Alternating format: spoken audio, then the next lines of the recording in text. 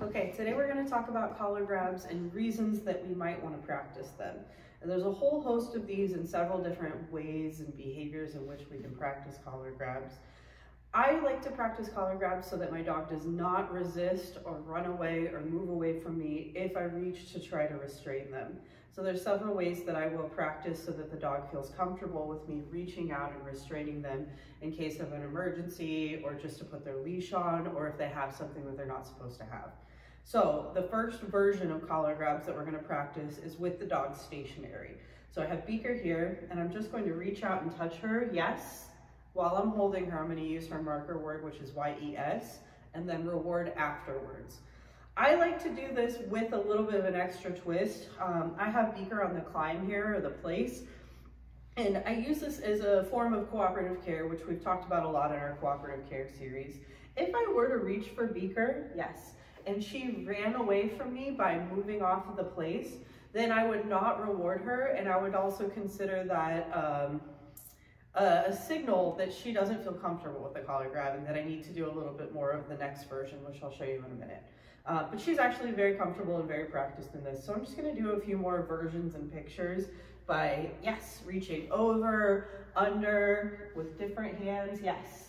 And I'm going to yes while I'm putting a little bit of pressure on her collar or on her neck. I'm not doing anything painful for her, yes. But I do want her to feel me there, right? One of the reasons why a dog might act aggressively or uncomfortable or nervous with you grabbing their collar is if you do it in a way that's uncomfortable for them or if it's unpredictable. So I want her to see a whole lot of different pictures in this scenario. Yes, good girl. This is what I would call stationary collar grab. Yes. The next way that we're going to practice is with like using your hand almost as a target. So I'm going to present my hand to her, and she is familiar with hand targets, so this is something we practiced before. But I'm going to present my hand to her, yes, and when she comes to it, I'm going to grab the collar, yes, and reward. Yes, good girl. Yes, very good. Yes. This is something that you can condition your dog to want to do by teaching them hand targets. The way that I would practice a hand target is by putting out, yes, my empty hand and rewarding the dog for touching it. Yes. Yes.